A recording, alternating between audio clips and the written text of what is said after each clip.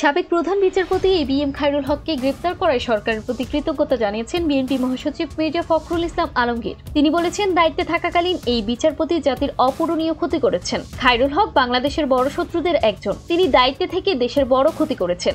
আজ তিনি গ্রেফতার হওয়ায় আল্লাহর কাছে শুকরিয়া আদায় করছি।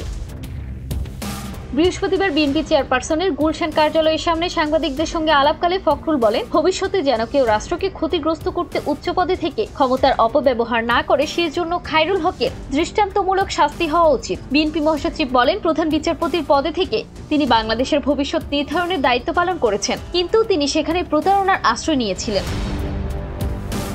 খায়রুল হক তত্ত্বাবধায়ক সরকার ব্যবস্থা নিয়ে যে রায় দিয়েছেন সেটির মাধ্যমে তিনি একই সঙ্গে জনগণ ও রাষ্ট্রকে প্রতারিত করেছেন বলে অভিযোগ করেন ফখরুল। তিনি বলেন, তত্ত্বাবধায়ক সরকার নিয়ে যে সংক্ষিপ্ত রায় দিয়েছিলেন তার সঙ্গে পূর্ণাঙ্গ রায়ের অনেক পার্থক্য ছিল। আমরা মনে করি তার দেওয়া সংক্ষিপ্ত রায়টি রাষ্ট্রীয় স্বার্থ বিরোধী। আমরা সরকারের প্রতি কৃতজ্ঞ যে তারা দেরিতে হলেও খায়রুল হকের বিরুদ্ধে ব্যবস্থা নিয়েছে। এক প্রশ্নের জবাবে ফখরুল বলেন, তত্ত্বাবধায়ক সরকার নিয়ে রায় পরবর্তী রাজনৈতিক সংকটের জন্য খায়রুল শতভাগ দায়ী।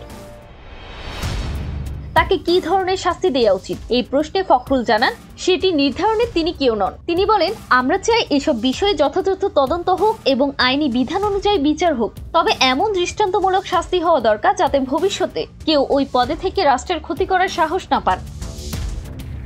তিনি বলেন, বিচার ব্যবস্থা জনগণের সবচেয়ে আস্থার জায়গা, কিন্তু খায়রুল হক তার রাজনৈতিক মানসিকতার কারণে সে আস্থা ধ্বংস করেছেন, যা দেশের জন্য বড় ক্ষতির কারণ হয়েছে।